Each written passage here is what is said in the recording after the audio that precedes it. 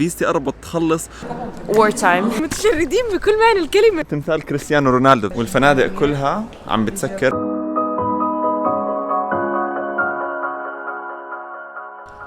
مرحبا، أنا محجوز حالياً في جزيرة ماديرا في البرتغال. فيزتي قربت تخلص وما في أي طريقة إني أقدر أطلع من أوروبا حالياً.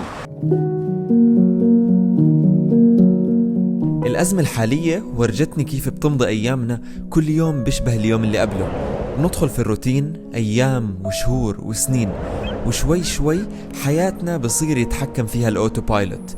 التفاصيل بتبطل مهمة لحظة ورا الثانية. بننسى نهتم بالناس حوالينا، بننسى نقدر الشغلات الصغيرة. بالأول بتكون عنا اللهفة لكل تجربة جديدة وتقدير لكل شي جميل، لكن بالنهاية ولا حتى بنوقف نقدر المعجزات اللي بتصير حوالينا، ليوم ما كل شي ينتهي ونعرف إنه كل تفصيل صغير ما كان له قيمة الحياة كلها بتتمحور حواليه. كل أماكن ممكن أروح عليها مسكرة. طبعا محجوز معنا في هاي الجزيرة صديقنا كريستيانو رونالدو. عندنا هون هذا اللي شايفينه هو تمثال كريستيانو رونالدو، بتحس عاملينه لو بودجت يا أخي. بيته موجود في واحدة من هدول البيوت اللي موجودة على الجبل هون في هاي المنطقة. وبدي أحكي لكم في هذا الفيديو قصتي وكيف انحجزت في هاي الجزيرة وشو اللي صار معي. طبعا جزيرة ماديرا هي من أحلى الأماكن اللي ممكن تزورها في العالم. بالنسبة إلي هي أحلى مكان في أوروبا. أول ما أجيت هون كانت النية إني جاي في رحلة مع مجموعة من المتابعين، أخذتهم على أساس نطلع برحلة لأسبوع.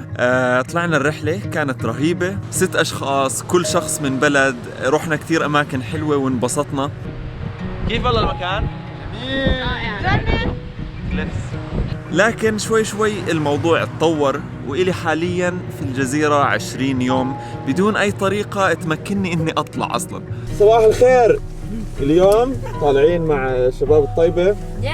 بدنا نعمل هايكينج. راح أشارك معكم طبعاً رحلة في فيديو قادم، بس هذا الفيديو راح يكون بس عن بعد أول كم من يوم أمور في العالم بلشت تتطور وأغلب الدول صارت تسكر حدودها. ففي كم من شخص من اللي كانوا معنا بالرحلة قرروا إنه يطلعوا من بداية الرحلة ياخذوا طيارة ويرجعوا على بلدانهم، وضل 4 منا. وللناس اللي ضلوا اليوم اللي قبل الأخير من نهاية الرحلة، هلا وإحنا قاعدين فجأة بوصلنا إيميل من الطيران إنه طياراتنا بكرة كلياتها التغت. وعبد العزيز لازم يوصل بسرعة على فرنسا، رايحين على المطار نشوف شو الحلول الممكن.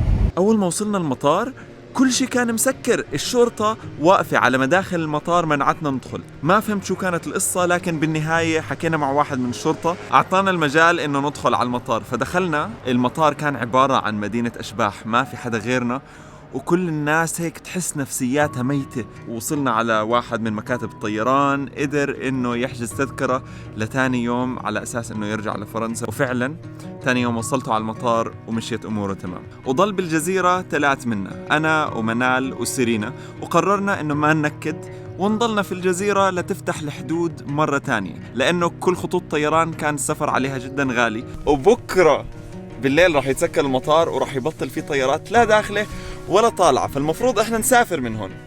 لكن اجتنا خطة جهنمية. بما انه الجزيرة حتسكر راح يبطل في سياح عم بدخلوا، بالتالي ولا حدا من اللي بيشتغلوا بالسياحة راح يكون عنده ناس يبيعلهم إلا إحنا. فقعدنا نفكر لو بدنا نضل كمان أسبوعين ونستغل إنه فيش حدا غيرنا في الجزيرة وناخد أحسن الأماكن بأرخص الأسعار ونستأجر سيارة ببلاش. Yeah, sounds like a plan. Do you wanna do it? Yeah, I'm so in, guys. Let's do it. بس عزيز مروع على فرنسا. أخذنا الموضوع بإيجابية، بس الإيجابية ما فادتنا. أول ما وصلنا على المطار نسلم السيارة اللي كانت معنا. War time, so no, we don't have any place to stay now, and we need to rent a car as well. So right now we honestly have nothing. والفنادق كلها عم بتسكر، الحكومة عم تصدر قرار إنه ما تاخذوا ولا حدا بالفنادق. حاولنا نستأجر سيارة، مكاتب التأجير كلها سكرت، ممنوع استئجار السيارات ابتداء من اليوم في ماديرا. فاحنا صفينا بالمطار، ما بنقدر نستأجر سيارة، وقعدنا ندور على فندق، ما لقينا ولا فندق راضي يستقبلنا. وبنفس اليوم الجزيرة سكرت كل المزارات السياحية، وحتى مسارات المشي في الطبيعة سكروها كاملة، وأي شخص بيطلع يعمل هايكينج باخد مخالفة. قبل ما نكمل القصة جزيرة ماديرا في هداك الوقت كانت من أقل الأماكن اللي فيها إصابات بالكورونا. بهداك اليوم كان في حالة واحدة فقط وأغلقوا الجزيرة استباقاً للأحداث، وإلى الآن بعد أسبوعين صاروا 27 حالة فقط. وعشان هيك بالرغم من حالتنا الصعبة وعلقتنا هون إلا أنه أصرينا نضل على الجزيرة كونها مكان آمن وجميل ومش غالي بنفس الوقت وما في حظر تجول، أفضل من أنه نطلع منها ونعلق بمكان أسوأ. تفاجأنا وبطلنا عارفين شو بدنا نعمل، بس مع شوية بحث على فيسبوك لقيت بيت للأجار وحكيت مع الزلمة صاحب البيت واتفقنا إنه بدنا نستأجر البيت لمدة شهر لإلنا الثلاثة. اجينا على المكان المفروض نستأجر منه الشقة، والزلمة كان جدا لطيف وأعطانا شقة تبعته لمدة شهر. رح نكون إحنا ثلاث بالشقة، ما بنعرف أبدا شو حنعمل. Hello. I'm not shaking hands. Like this. I'm Tom. Hi, Nice to meet you. Nice to meet you. My name is Trina. I will go and pick up my car and Okay. see if everything fits in.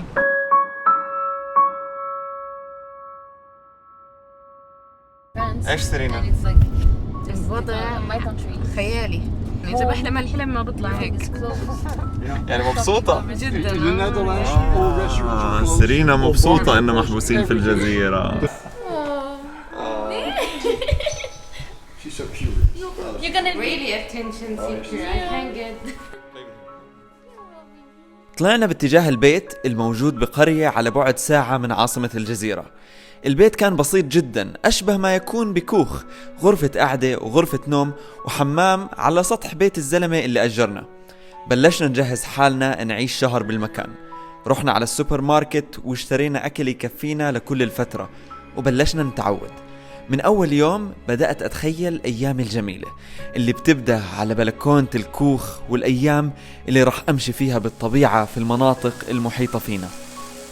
نزلت المكان على تيك توك ووصل 1.5 مليون مشاهدة على الفيديو، بس واضح في حدا من اللي حضروا الفيديو حسدنا. وبعد يومين من القعدة في البيت لقينا الزلمة إجالنا أعطانا مصارينا واعتذر لنا، قالنا أنا ما بقدر أستضيفكم عندي في هاي الظروف، وأخذنا بسيارته ورجعنا على المطار. طب طلعنا هلأ من الشقة، مش عارفين شو رح يصير فينا بس نروح على المطار وبعدين الله بفرجها. هاي كانت تاني مرة بنكون في المطار ومش عارفين شو بدنا نعمل بحالنا. شو مالك تضحكي؟ مش عارف الوضع بضحك شوي. ايش اللي بضحك؟ اللي احنا فيه مان متشردين بكل معنى الكلمة. شوفوا في ناس تانيين في المطار، شكله كتير ناس ضايعة هون مش عارف شو بدها تعمل. يا جماعة هذا أحلى مطار في العالم، انسوا شوفوا. لكن بالنهاية أخذنا تاكسي ورجعنا على المدينة فونشال، ولقينا بالنهاية فندق يضل فاتح. ناقشناه على السعر لأخذنا سعر كتير منيح. I have 4 chickens today. A lot of people like you Really? can go out and can. أخذنا غرفة بالفندق. You have It's a ghost town. La, la, la, la, la.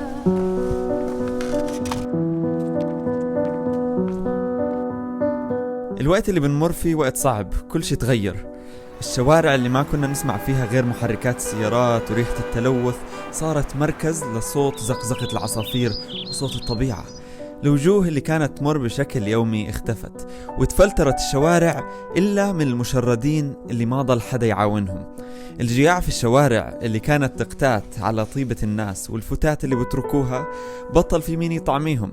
الحمام صار كل ما يشم ريحة أكل معك تلاقي المنطقة كلها تعبت حواليك حمام. يعني بكون في حمامة واحدة بعطيها أكل خلال 3 ثواني بصير في 1,000,000. لوين رايحين؟ الله أعلم. حياة الأماكن بأهلها، بالروابط المجتمعية اللي بتعملها طريقة تعامل الناس مع بعضها في المواقف العشوائية. بس إذا كل شيء اختلف حتى هاي الروابط، كيف راح تكون الحياة بعد هاي الأزمة؟ اليوم كتار متضايقين من هذا الوقت ومش عم بقدروا هذا الوقت مع الناس اللي حواليهم.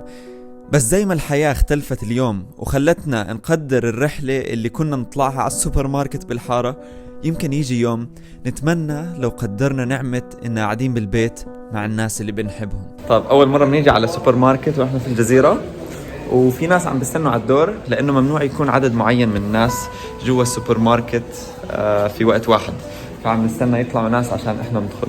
هاي أول مرة بحس إنه الموضوع صار عن جد. مش ضايل روز؟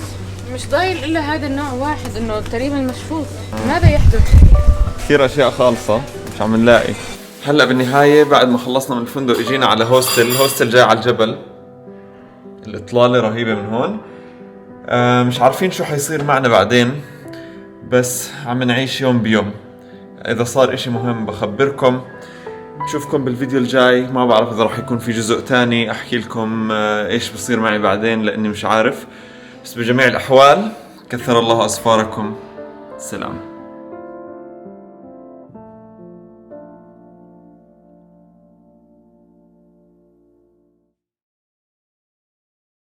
مرحبا، أنا ابن حتوتة. إذا عجبكم الفيديو اعملوا شير واشتركوا في القناة عشان تتابعوا رحلتي حول العالم.